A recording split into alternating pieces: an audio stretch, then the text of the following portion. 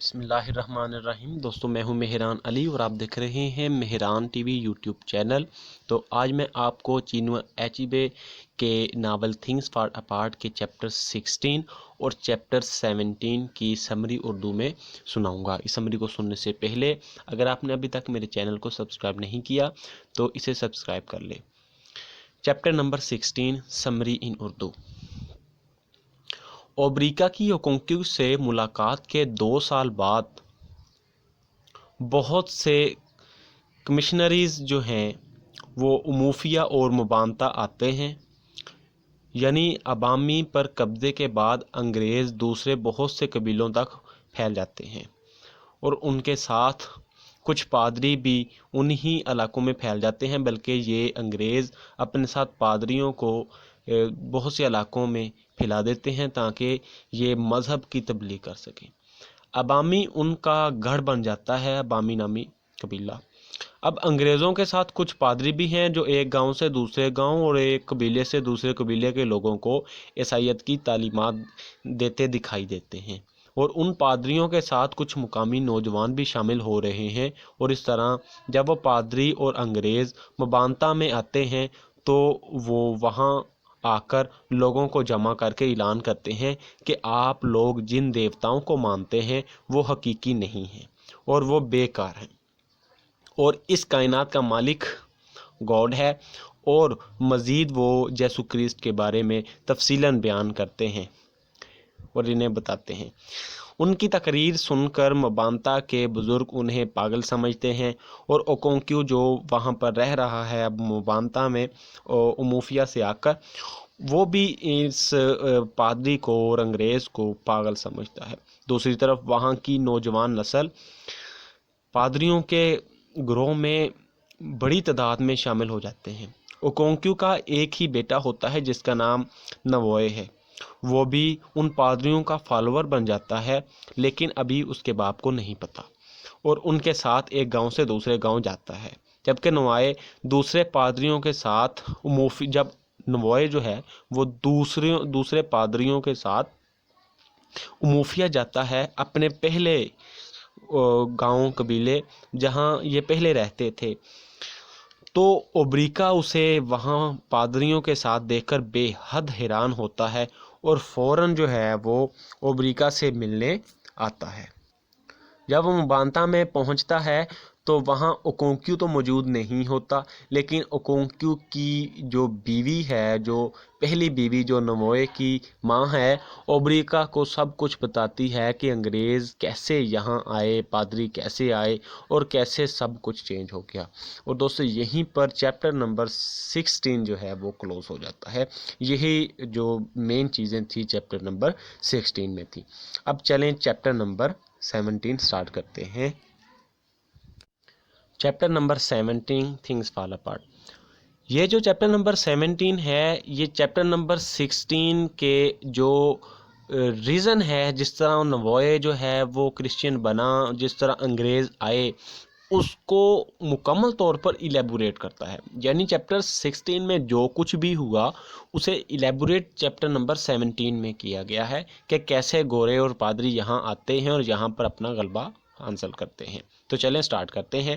چند گورے اور پادری مبانتا میں آتے ہیں اور وہاں کے معززین سے ملتے ہیں اور ان سے درخواست کرتے ہیں کہ وہ مبانتا میں ایک چرچ انہیں تعمیر کرنے دیں، پادریوں کو اور انگریزوں کو، جس کے لیے انہیں جگہ کی ضرورت ہے، لیکن کوئی بھی انہیں وہاں جگہ دینے کے لیے راضی نہیں ہوتا۔ پھر اوچیندو جو کہ اوکونکیو کا ماموں ہے، جس کے پاس اوکونکیو اموفیا سے آ کر مبانتا میں رہ رہا ہے، وہ چونکہ معززین میں شمار ہوتا ہے، اس کے پاس پادری اور انگریز آتے ہیں اور اسے کہتے ہیں کہ آپ ہماری ہیلپ کیجئے۔ تو اوچیندو دوسرے معززین سے مشاورت کرتا ہے اور کہتا ہے کہ کیونکہ ہم ان کو اور کوئی جگہ نہیں دے سکتے، لیکن کیوں نہ ہم انہیں مزہ چکھائیں کہ ہم ایول فوریسٹ انہیں دے دیں۔ ایول فوریسٹ ہر یہ جو ایگبو سوسائٹی ہے، افریقن لوگ جو ہیں، جو یہ جس سوسائٹی کی یہ سٹوری ہے، اس سوسائٹی میں جس جگہ بھی وہ ایگبو کے لوگ رہتے ہیں وہاں پر ایول فورسٹ ضرور ہے، ان کا عقیدہ ہے کہ وہاں پر بدروحیں رہتی ہیں، اور ہر قبیلے کی بے حد خطرناک جگہ جو ہے اسے تصور کیا جاتا ہے، اور سب قبیلے والے جو ہیں اس بات پر مان جاتے ہیں کہ چلیں ٹھیک ہے، انہیں ایول فورسٹ جو ہے وہ ہم دے دیتے ہیں، اور کہتے ہیں کہ اس طرح ان پادریوں اور انگریزوں کو ہم سبق سکھائیں گے۔ ان کا خیال تھا کہ 4 دن کے اندر جب پادری اور انگریز اس جگہ کے اندر رہیں گے، اس جگہ پر کام کریں گے، تو 4 دن کے اندر بدروحیں اور جو دوسری چیزیں ہیں، دوسری ایول چیزیں ہیں، وہ ان کو ختم کر دے گی۔ لیکن 4 دن گزر جاتے ہیں اور چند دنوں میں انہیں کچھ نہیں ہوتا، اور کام جو چرچ کا ہے وہ تعمیر کا وہ شروع ہو جاتا ہے۔ چند دنوں میں چرچ جو ہے تعمیر ہو جاتا ہے، لیکن کوئی بھی بندہ ہلاک نہیں ہوتا، اور کسی بدرو نے کسی انگریز پر کوئی بھی اثر نہیں کیا، جو پورے قبیلے کے لیے حیران کن تھا۔ اس چیز کو دیکھ کر بڑی تعداد میں لوگ جو ہیں کہتے ہیں کہ ان پر تو اثر ہی نہیں ہوتا بدروحوں کا، بری چیز کا، تو کیوں نہ ہم ان کے مذہب کو اپنا لیں۔ اسی میں آ کر، ان چیزوں میں آ کر جو نموئے ہے کنکیو کا بیٹا، وہ کرسچینٹی کی طرف جو ہے وہ آ جاتا ہے، اور اس کے علاوہ وہاں کے جو باقی لوگ ہیں ان کا خیال یہ ہے کہ اگر 4 دنوں میں کچھ نہیں ہوا تو 28 دنوں میں ان کو پتہ لگ جائے گا، 28 دنوں میں بدروحیں جو ہیں وہ غصے میں آ جائیں گی اور ان کے چھکے چھڑا دیں گی، ان کا کچھ نہیں رہے گا۔ پادری اور انگریز اپنے ساتھ ایک انٹرپریٹر رکھتے تھے جو ان کے الفاظ کی، انگلش کی جو ہے وہ ٹرانسلیشن کرتا تھا، اس کا نام مسٹر کیاکی ہے، اسے رکھتے تھے، اور ان تمام لوگوں کو عام لوگوں کی زبان میں وہ ان کی باتیں تبدیل کر کے لوگوں کو سناتا تھا۔ جب 28 دن گزر گئے اور کوئی انگریز وغیرہ پر ایول فورسٹ کا اثر نہ ہوا تو کافی لوگ کرسچین ہونا شروع ہو گئے، اور ایک امیر کسان کی بیٹی نہیں، بیوی، ایک امیر کسان کی بیوی ہے نینی، وہ پہلی کرسچین خاتون جو ہے وہ مبانتا میں بنتی ہے، اور اس طرح سلسلہ آگے بڑھتا ہے اور سب کچھ جو ہے وہ بدل کر رکھ دیتا ہے۔ ایک دن جب اوکونکیو کا کزن امیکیو، جس کی شادی کی رسم پہلے 15 چیپٹرز میں آئی تھی، وہی کزن ہے، اس کے ماموں کا بیٹا، اوچیندو کا بیٹا، یہ ویلج سے باہر جا رہا تھا، کسی دوسرے ویلج جا رہا تھا، تو اس نے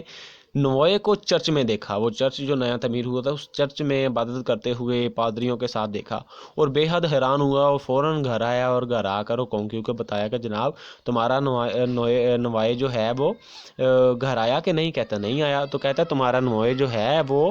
وہاں پر میں نے دیکھا ہے۔ تو جب نوائے پھر شام کو گھر آتا ہے تو کونکیو اسے بہت بے دردی سے مارتا پیٹتا ہے، پوچھتا ہے بھائی تم کہاں تھے، اور پوچھتا ہے کہ تم کہاں تھے، تو وہ یہ بھی پوچھتا ہے کہ تم وہاں کیوں تھے، ٹھیک ہے تم چرچ کے پاس تھے تو وہاں کیا کر رہے تھے، کیوں تھے؟ تو اب سب کو پتہ لگ گیا ہے کہ یہ کرسچن ہو گیا ہے۔ تو اس کے بعد جو ہے یہ جو 16 چیپٹر میں جو اوبریکا آتا ہے، یہ اس کے بعد کی سٹوری ہے، یہ ہے بیک گراؤنڈ، جس بیک گراؤنڈ میں سب کچھ تبدیل ہو کر رہ گیا۔ اور آگے مزید ہے